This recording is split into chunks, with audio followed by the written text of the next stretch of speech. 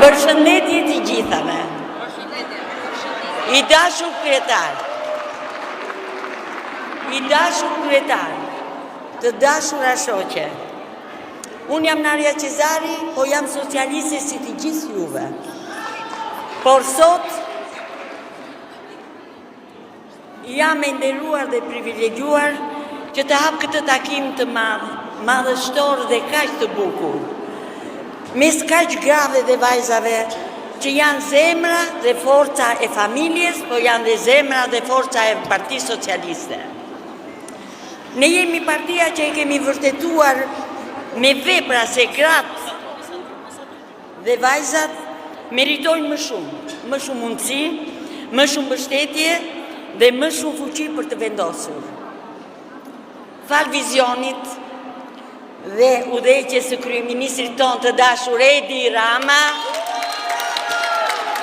Shqipëria sot ka një përfaqësim politik në të gjitha nivelet, që nga qeveria, që 50% dhe mos më shumë janë femra që na drejtojnë dhe në të gjitha nivelet.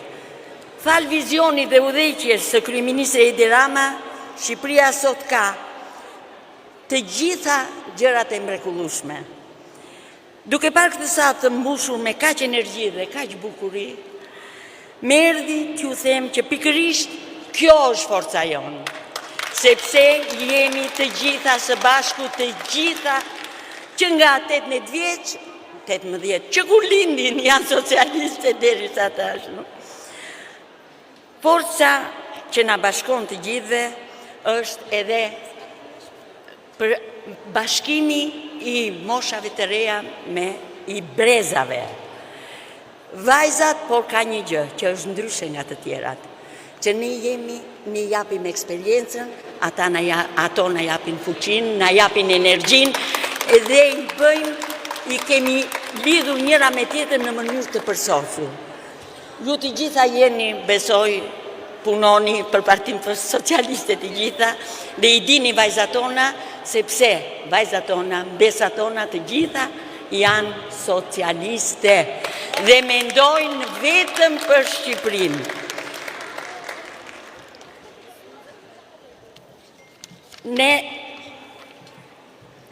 Unë edhe ju bashkë me mua, se s'mund të them për vete, po dhe ju bashkë me mua, jemi krenar për forcën e grave në Partinë Socialiste. Dhe besojmë fort se këto zgjedhje do jemi ne që do ta përcaktojmë. Fitoren e pa diskutueshme të Partisë Socialiste. Dhe do ta çojmë Shqipërinë në Europë, atje ku e ka vendin do jetë flamuri ynë dhe targeti Albania. Ne jemi një forcë që nuk ndalemi, sepse aty ku ka gra dhe vajza të angazhuara, aty ka zhvillim, drejtësi dhe një të ardhme më të mirë për të gjithë.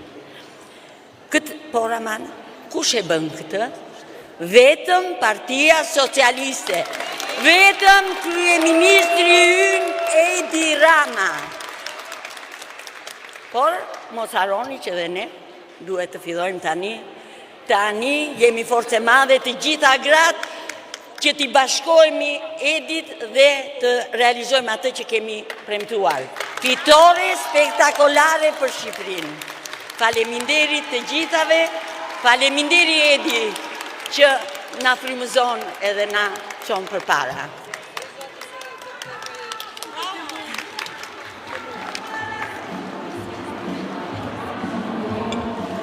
Të dashura, nëna, motra, gra dhe vajza socialiste, gëzuar 8 marsin dhe falemnderit që jemi sot këtu të gjitha bashkë.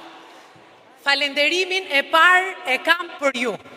Ju që jepni kontribut në familje, në profesionin tuaj, në shoqëri dhe pa dyshim edhe në familjen tonë të madhe socialiste. Gjatë gjithë kësaj periudhe që kam privilegjin të jem sekretare e gruas në Partinë Socialiste, kam udhëtuar në të gjithë Shqipërinë, në të gjitha bashkit. Kam takuar shumë prej jush, që nga ato gratë me shumë përvojë, që nga themelimi i Partisë Socialiste, që kanë kaluar kaq shumë sakrifica e beteja, e deri tek ato vajzat më të reja që na janë bashkuar muajt e fundit. Më impresionon gjithmonë forca juaj, vullneti juaj, pasioni juaj. Ju jeni forca dhe zemra e Partisë Socialiste. Edhe pse holli Pallatit Kongreseve sot është mbushur plot, ne jemi shumë pak në krahasim me kaq shumë gra dhe vajza që i kemi në të gjithë Shqipërinë. Prandaj që këtu i falenderojmë të gjitha me zemër për kontributin që japin. Së dyti, dua të falenderoj të gjitha ato gra dhe vajza që kanë pozicione të larta drejtuese, që janë ministre, zëvendës ministre, që janë deputete, drejtoresha. Sigurisht që shumë kush mendon që ky është vetëm një privilegj. Në fakt është privilegji më i lartë që mund të ketë një grua për t'i shërbyer vendit. Por mos harroni, unë e di shumë mirë që është dhe një sakrificë e madhe. Sot është shumë e vështirë, jo vetëm në Shqipëri, po kudo në botë, që t'jesh një grua në politikë, të jesh një grua në jetën publike, sepse ka kaq shumë baltë, ka kaq shumë gjuhë urrëtie, duhet sakrificë, duhet këmbgulje, dhe në fakt shoqet tona po e përballojnë këtë me shumë sukses dhe meritojnë të gjithë respektin ton, meritojnë solidaritetin, mbështetjen dhe mirënjohjen ton. Dhe së treti, jo nga radha, dua të falenderoj kryetarin e Partisë Socialiste, kryeministrin Edi Rama, që na mbështet dhe na promovon të gjithave. Në qoftë se ka një moment kthese në Shqipëri, kur gratë dhe vajzat janë përfshirë më shumë në jetën politike, në jetën publike, është pikërisht merit e Partisë Socialiste dhe veçanërisht e kryetarit ton Edi Rama. Dhe ajo që vlerësoj më shumë është fakti që na mbështet jo vetëm se jemi gra, jo vetëm për shkak të kuotave, po sepse beson vërtet tek ne. Ai beson tek forca jon, beson tek energjia jon, sepse nuk duam ne të jemi të privilegjuara se jemi gra, por ne duam që të mos diskriminohemi se jemi gra. Ne nuk duam diçka të pamerituar, por ama ne duam që atë që meritojmë të mos na e mohojnë pse jemi gra. Dhe pikërisht për këtë e falenderojmë kryeministrin dhe kryetarin e partisë. Dhe në fund fare kam një thirrje për të gjitha ju. Zgjedhjet e 11 majit nuk janë zgjedhje të zakonshme. Nuk është gara e radhës ku ne hymë si gjithmonë për të fituar.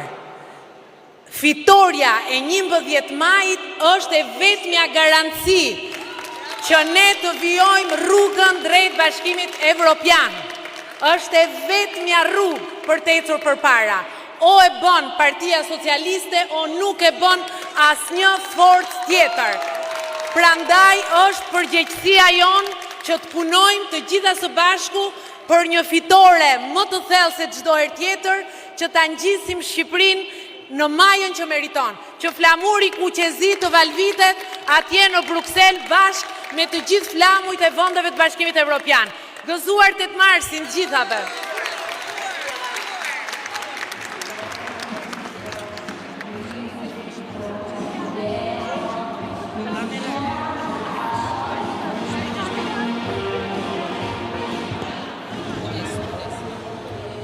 Gëzuar 8 marsin të gjithave. Kam shumë kënaqësi që jam sot mes jush dhe mes modeleve që gjitha ju përfaqësoni. Çdo diskutim dhe çdo bisedë në një ditë me kaq rëndësi si kjo e sotmja, për rolin e grave, një rol të padiskutueshëm në shoqëri, në fakt shpesh herë shkon drejt një retorike që absolutizon rolin e gruas, pa marrë në konsiderat rolin kyç që kanë të gjithë djemt, burrat dhe të gjithë ata që na mbështesin në përditshmëri. Nuk jemi këtu sot në 8 mars për të ngritur një agjendë vetëm për gratë, por një agjendë për Shqipërinë për gratë. Por jemi këtu sepse historia na ka mësuar gjithashtu një të vërtet të thjeshtë dhe të pamohueshme. Asnjë e drejtë, asnjë hap përpara, asnjë zhvillim i qëndësishëm në mirëqenie nuk ka ardhur pa kërkesën, pa luftën dhe pa kontributin e të gjitha grave dhe vajzave shqiptare. Kam fatin dhe përgjegjësinë e madhe të dëshmoj këtë vërtet çdo ditë me të gjitha koleget e administratës. Pa kurfar hezitime, mund të them që administrata publike shqiptare qëndron mbi forcën e grave dhe vajzave shumë profesioniste. Prej vitesh tashmë, mbi 55% e të gjithë administratës janë gra dhe vajza. Jo fal ndonjë kvote, as fal ndonjë favorizimi, por sepse ato kanë treguar që i përkasin misionit të shërbimit publik. Nuk e them këtë për të mikluar me shifra një ditë si kjo, por e përmend se kam bindjen reale që kjo është një dëshmi e pastër e aftësisë, e përkushtimit dhe sakrificave të gjitha vajzave dhe grave, kudo që ato i kanë dedikuar shërbimit publik. Dhe teksa kjo ngjan krejt e natyrshme, pasi historia e ka lidhur rolin e gruas me shërbimin, por jo patjetër me drejtimin, e tashmja dhe ardhmja jonë këtu në Shqipëri, në fakt flet krejt ndryshe. Sot në Shqipëri, për fat, kemi shumë modele të grave eksperte, të grave drejtuese, të grave reformatore, po dhe të grave ministra. Ato janë garancia që shërbimi publik do të funksionojë dhe funksionon me seriozitetin që i duhet shtetit modern evropian që po mundohemi të konsolidojmë të gjithë bashkë. Kjo nuk është një nevojë për protagonizëm, për asnjë nga gratë, por një zgjedhje e qëllimshme për të jetuar çdo ditë vlerat e të cilat ne besojmë dhe për të jetësuar të gjitha ato rezultate që ne aspirojmë. E shoh te kolegët e mia, te të gjitha gratë e kësaj familje të madhe politike, te të gjitha ato që punojnë me shumë pasion dhe që nuk dorëzohen pavarësisht sfidave dhe vazhdojnë të gjithë rrugtimin përpara. Gra që si të gjitha ne janë dedikuar me mish dhe me shpirt për të bërë më të mirën, me dëshirën e mirë dhe të madhe, po dhe me thellësinë se shumë ende kemi për të bërë në rrugën e transformimit drejt më të mirës së mundshme. Dhe për të rikthyer mesazhet e fillimit, një falënderim i veçantë sot shkon për të gjithë ata djem dhe burra që në përditshmëri mbështesin gratë në punë, në biznes, në shtëpi dhe që i fuqizojnë dhe i promovojnë ato. Por mbi të gjitha, ato që janë krenar për gratë me të cilat ndajnë jetën e tyre personale dhe profesionale, dhe jo vetëm që e mendojnë, por e thonë atë çdo ditë dhe jo vetëm në 8 mars. Dhe për ta përmbyllur, nuk kam dyshim që në çdo orë dhe çdo ditë të rrugtimit evropian të Shqipërisë, në këto kilometra të fundit që na kanë mbetur, do të mbështetemi te të gjitha ju. Jeni ju shtylla kurrizore e kësaj shoqërie, shtyllë që qëndron drejt pavarësisht çdo përthyrje dhe pavarësisht çdo vështirësie. Shumë faleminderit të gjithave sot dhe çdo ditë.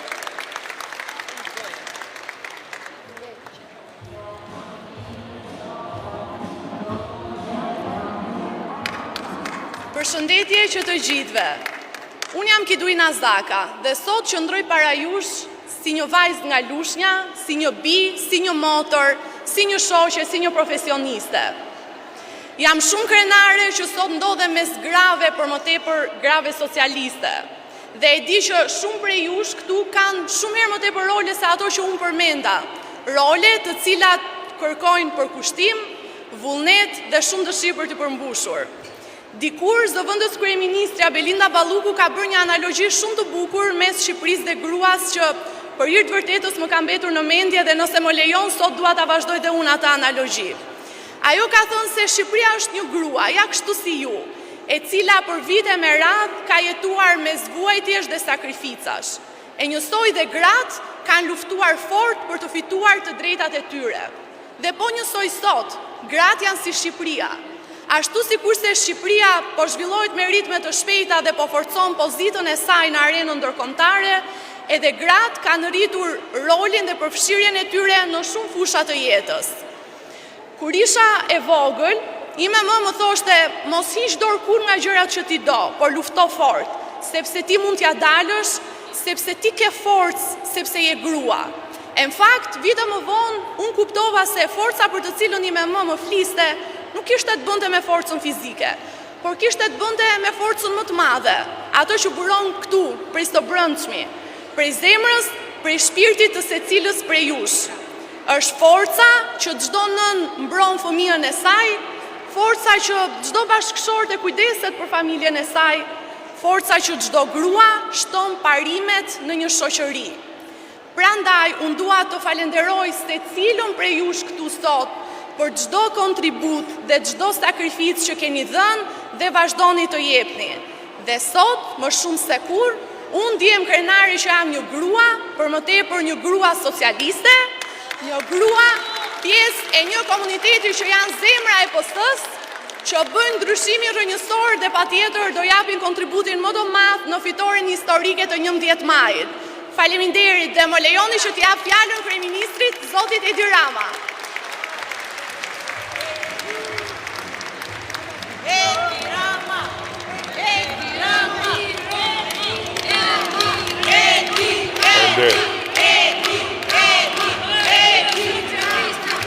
Faleminderit. Shumë faleminderit.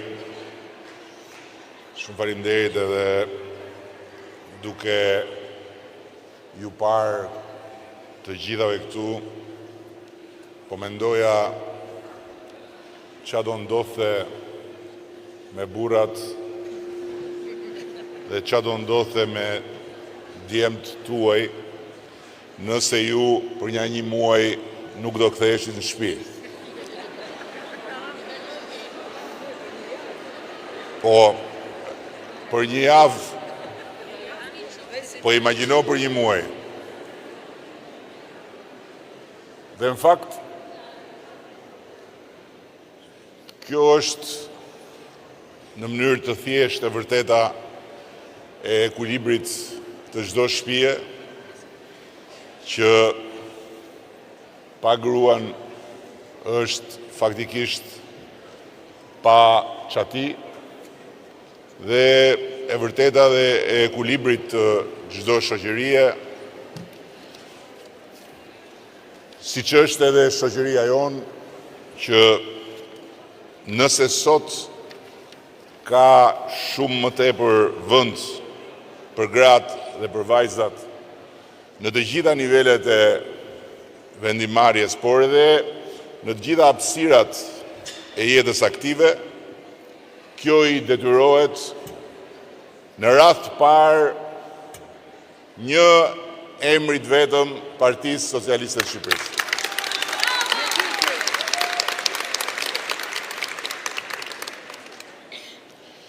Një grua shqiptare që ju e keni dëgjuar të gjitha, Elena Gjika, ose siç njihet ndryshe Dora Distria, thoshte çdo shoqëri matet me vendin që i ka rezervuar gruas. Dhe nëse ne përpiqemi ta matim Shqipërinë me vendin që i ka rezervuar gruas, atëherë unë mendoj se i gjithë progresi në zgjerimin e hapësirës për gratë është në fakt pasqyrë kuptim plot e vetë progresit që ka bërë Shqipëria, dhe për këtë ne, socialistët dhe socialistet shqiptare, i kemi të gjitha arsyet të jemi më krenarë se gjithë tjerët.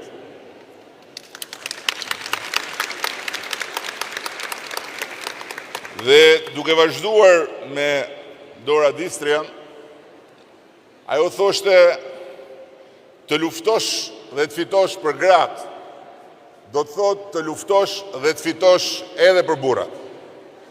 Dhe natyrisht, unë e thash me fjalë tjera në fillim, por pas një diskutim që sa më të forta të jenë gratë, aq më të fortë janë burrat.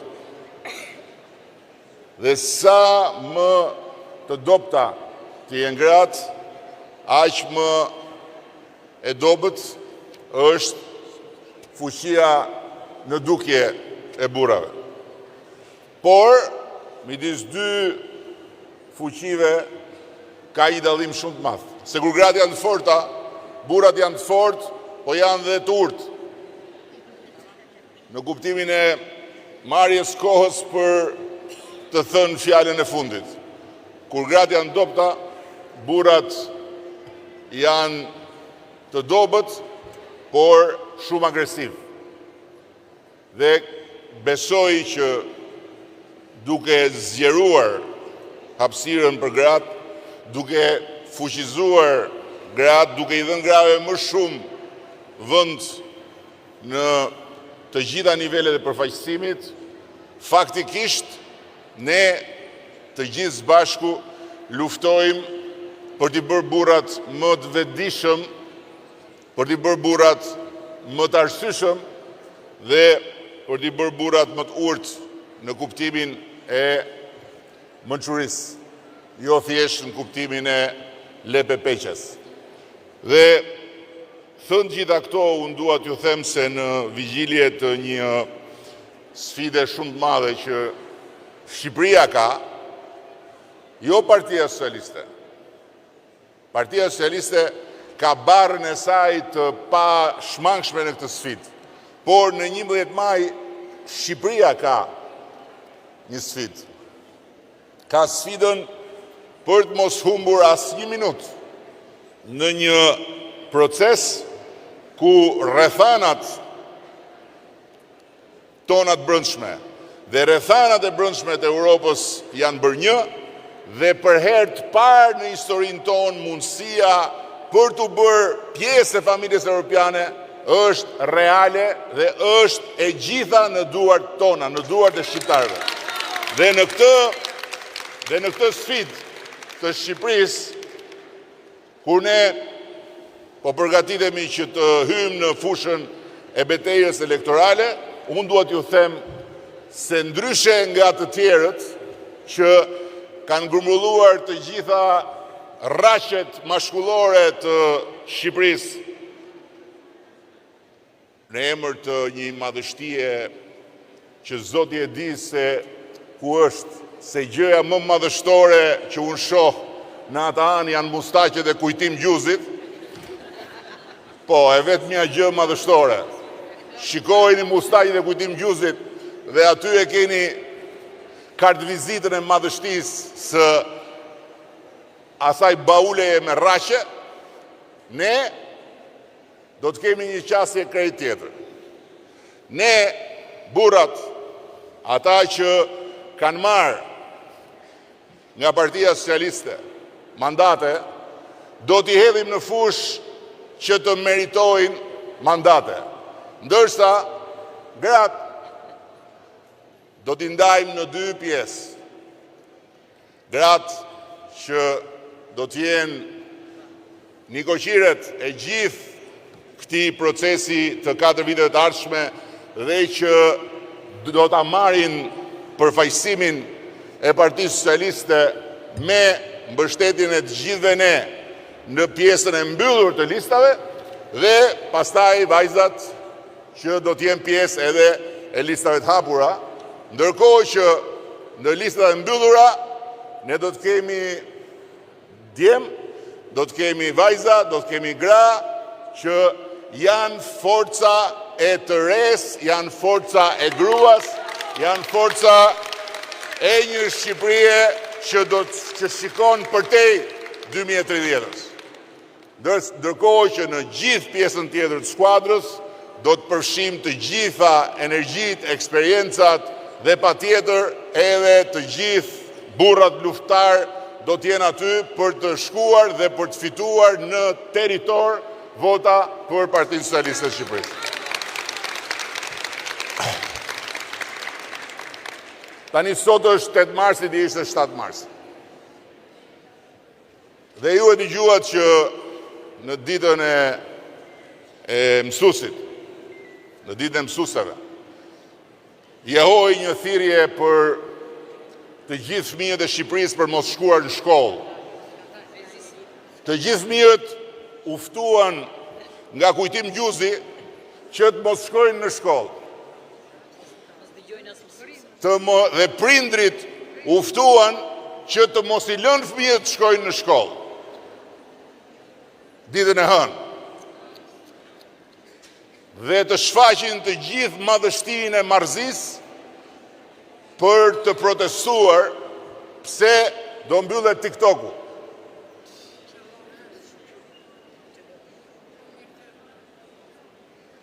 Kjo është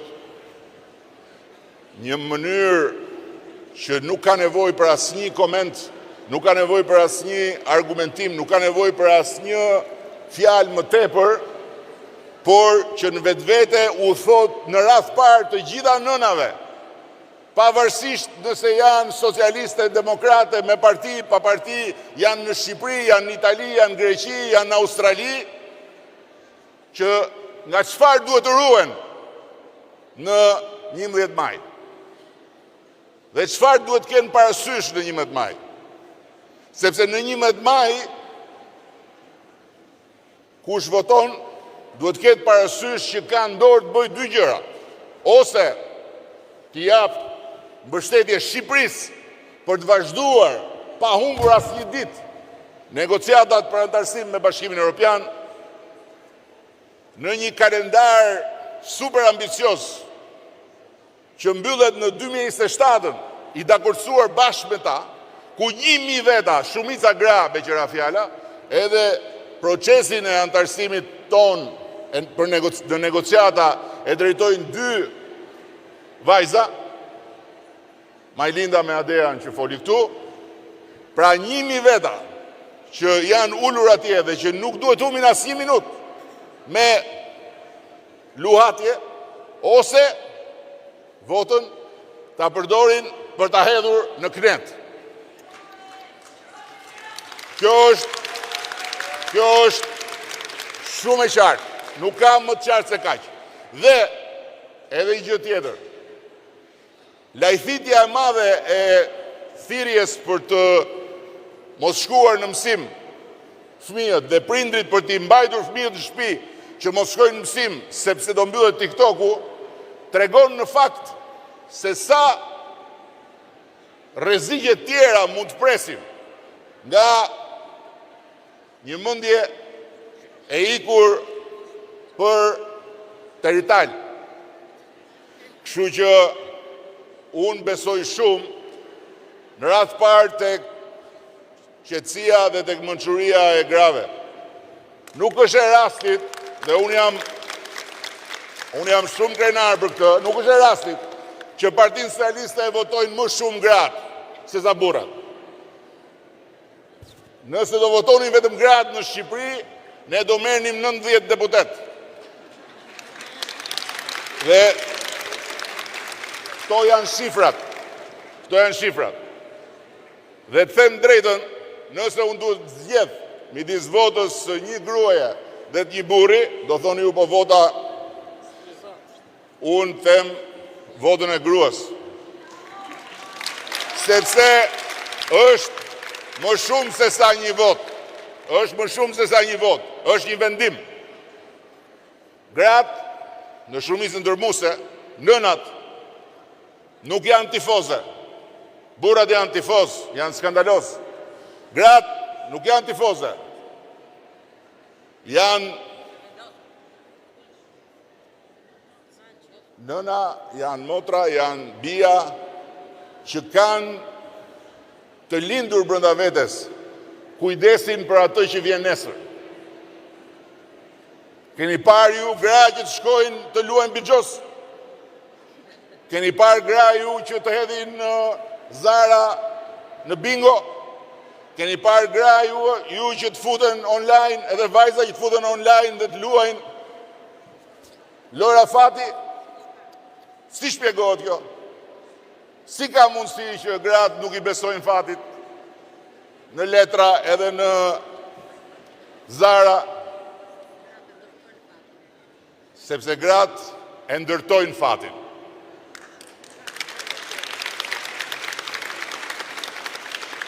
Kështu që unë do ta përsëris edhe sot dhe gjatë gjithë rrugtimit drejt 11 majit, thirrjen time për të gjitha gratë që i kanë burrat demokrat. Burrat mbajnin në shtëpi në 11 maj, jo fëmijët për shkuar në shkollë. Se me tifozllëkun e tyre, ata janë në gjendje të marrin qafë, mirë veten se po morën qafë veten, nuk na bëjnë ne në i dëm të madh, po të marrin në qafë edhe fëmijët, të marrin qafë dhe familjen, dhe patjetër do merrin në qafë dhe vendin, po vendit nuk kanë çaj bëjnë. Sepse shumica dërmuese më e madhe se asnjëherë tjetër do të votojë për të çuar Shqipërinë në Bashkimin Evropian. Tani nuk ka këtu vend më të mirë për të shpjeguar me 2 fjalë se sa e rëndësishme është që ne të hymë në Bashkimin Evropian dhe të hymë tani që na është krijuar kjo mundësi. Sepse hyrja në Bashkimin Evropian nuk varet vetëm nga ne. Dhe ju e keni parë, e keni ndjekur. Ne i kemi bërë detyrat e shtëpisë dhe më përpara, po dilte njëri e dilte tjetri dhe na pengonin. Jo po kjo, jo po ajo. Sot janë përputhur gjërat dhe sa duam ne të hymë, ai duan dhe ata që na fusin brenda. Por kjo nuk është e thënë deri aty për gjithmonë. Kjo është koha që ne të shfrytëzojmë këtë mundësi. Dhe duke hyrë në Bashkimin Evropian, në radhë parë, të gjitha ju, të gjitha nënat e këtij vendi do të garantojnë për djemtë e tyre, për vajzat e tyre diçka që garantohet vetëm duke u bërë pjesë e Bashkimit Evropian.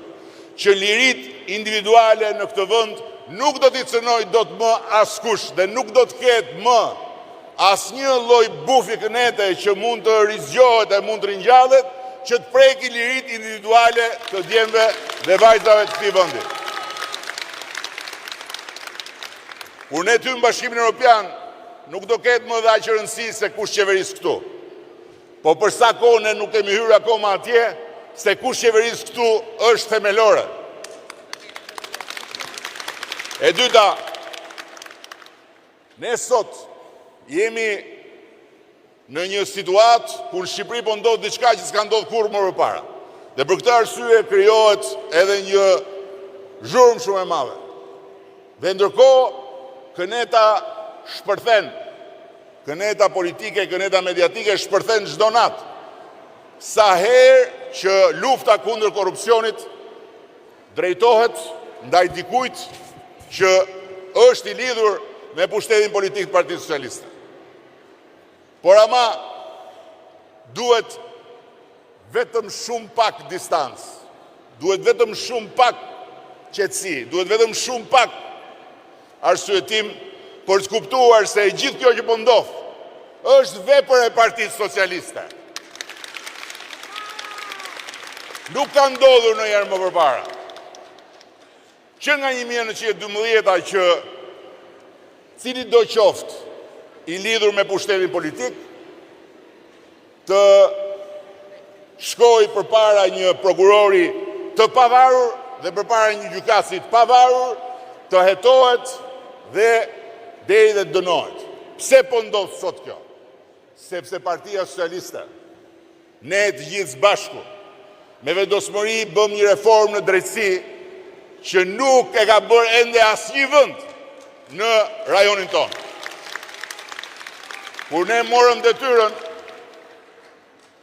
ishim të fundit fare në trenin e antarësimit në Bashkimin Evropian. Edhe na thoshin janë pararoj këta, janë pararoj ata. Ku janë tani ata të pararojës? Jemi ne lokomotiva tani në të gjithë rajonin dhe jemi ne më afër të gjithëve për të bërë pjesë e Bashkimit Evropian. Dhe një nga gjërat që ne bëm ishte pikërisht kjo. Vendosëm të dorëzojmë tek drejtësia shpatën e ndëshkimit që gjithmonë e kishte mbajtur qeveria. Kush ka hyrë përpara në procese hetimi dhe në procese ndëshkimore që nga 1912 ka hyrë me urdhër nga lart. Janë burgosur në Shqipëri, janë pushkatuar, janë varur ministra, po ka ndodhur sepse ka ardhur urdhri nga lart. Sot nuk ndodh lufta kundër pandëshkueshmërisë historike me urdhër nga lart. Sot ndodh sepse ne shpatën e dëshkimit ja dorëzuam drejtësisë. Që do të thotë, duke hyrë në Bashkimin Evropian, kjo është e dyta gjë që garantohet një herë për gjithmonë. Dhe nuk varet se del një buf kënete dhe thotë do shkri spakun, apo se del një specie tjetër edhe përbetohet se do shkri drejtuesin e spakut, apo se dalin të gjitha speciet bashkë dhe premtojnë se me votën që do marrin do ta kthejnë mbrapsht reformën drejtësi, do me thënë do kthejnë mbrapsht Shqipërinë. Nuk ndodh më kur të jemi në Bashkimin Evropian. Nuk varet më fati i askujt këtu në këtë vend dhe fati i vendit nga çit teket njërit e çit teket tjetrit që synojnë kreun e vendit. Kjo është e dyta. E treta, pse duhet ne të hyjmë tani në Bashkimin Evropian, është që standardet e bashkëtesës në të gjitha nivelet janë të garantuara. Nuk los dot më kush me to. Dhe nga ana tjetër, keni parasysh se ju jeni ato që mbani shtëpinë, nuk e mbajnë burrat shtëpinë. Burrat japin kontributin e tyre patjetër, se tani larg qoftë tani ju e burrat ju duhen, nuk diskutohet se nuk po thot njeriu që por juve mbani ekuilibrin, juve i dini llogarit. Kur hymë në Bashkimin Evropian, ne jemi vënd përfitus. Bashkimi Evropian është një familje madhe që ka dy kategori. Kategorinë e kontribusve, që janë më të mdhenjt, më të pasurit, më të fuqishmit, që japin nga xhepi i tyre për Bashkimin Evropian, dhe kategorinë e përfitusve, që janë më të vejlit, më pak të zhvilluarit, ata që kanë më shumë nevojë si puna jonë, që marrin nga këto kontribute. Pra, momenti që ne hymë Bashkimin Evropian, përveç buxhetit, nga të ardhurat, nga taksat dhe nga ato pak ndihma, ne do kemi një buxhet tjetër, që do tjetë buxheti i vendit përfitus. Dhe këtë do ta kemi sa po bëhemi antarë të Bashkimit Evropian. Prandaj na duhet tani parafityroni që të gjitha këto t'i vësh në diskutim për mustaqet e Kujtim Gjuzit. E kuptoni se çfarë është kjo? Se nuk po numëroj tjerët, se thash, Kujtim Gjuzi është figura më domethënëse dhe mustaqet e tij janë vetëm një gjë madhështore në atë sport karavidesh, mbeturinash të historisë dhe produktesh të një kënete që nuk i është ndarë Shqipërisë që nga 1912. E fundit që kam është fjala e një gruaje shumë të madhe, që thoshte, nëse do të bësh muhabet, bëhe me burra. Nëse do të mbarosh punë, shko me gra. Dhe ajo ishte një grua e madhe, i vuri gjithë burrat në rresht, me thënë drejtën. Margaret Thatcher i nuk mori asnjë grua ajo në qeveri. Nuk mori asnjë grua në qeveri, po se në fakt kur je këtu dhe ju shef juve të gjithave, kur juve s'keni në i burë që t'ju bashkoj, pastaj filloni ndajeni.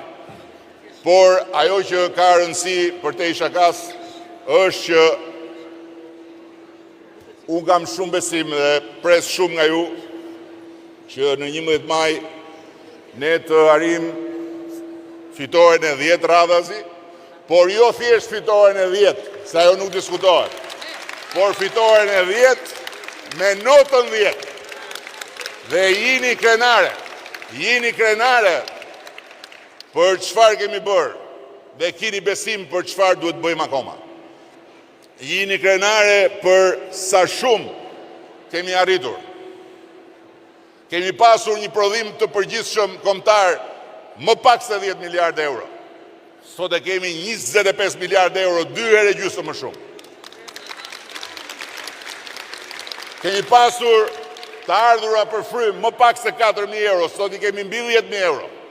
Nuk janë mjaft akoma, por janë shumë më shumë se qishin dhe do t'i bëjmë më shumë akoma. Dhe sot e kemi një pagë mesatare në sektorin publik që s'mund ta imagjinonte kush se do t'ishte paga e vitit 2024, mbi 900 euro. Do t'a bëjmë edhe më shumë. Ne duam që në Shqipërinë 2030 paga mesatare të jetë një pagë ku e ku mbi 1.000 euro. Dhe do të arrim të gjë, edhe në sektorin publik, edhe në sektorin privat. Dhe jini krenare edhe për atë që po ndodh në luftën kundër korrupsionit. Edhe mos i dëgjoni fare ata që thonë, jo po ja u morën të gjithë, jo ja u kapën të gjithë. Ne jemi pa emigrantët, jemi afro 800.000. Bashkë me emigrantët, ne do t'i afrohemi 1 milionve. Kështu që njësoj si ju, që kujdeseni për pastrimin e shtëpisë, edhe ne në mënyrë të vazhdueshme do ta pastrojmë shtëpinë tonë. Në mënyrë të vazhdueshme do ta bëjmë shtëpinë tonë vendin ku çdo kush të ketë atë që meriton dhe kushdo që do të hajë të tjerët mbas shpine të mund të largohet nga shtëpia dhe të shkojë aty ku e meriton. Kjo është rruga jonë. Nuk kemi asnjë rrugë tjetër. krenar për Partinë Socialiste, krenar për Shqipërinë dhe krenar për ju, për të gjitha ju, për të gjitha gratë shqiptare, për të gjitha nënat shqiptare, për të gjitha vajzat shqiptare, nuk ka rëndësi socialiste demokrate, ju uroj të gjithave gëzuar 8 marsin. Gëzuar 8 marsin. Dhe të luftojmë të gjithë bashku që gratë bëhen më të forta, që burrat bëhen më të mençur. Faleminderit.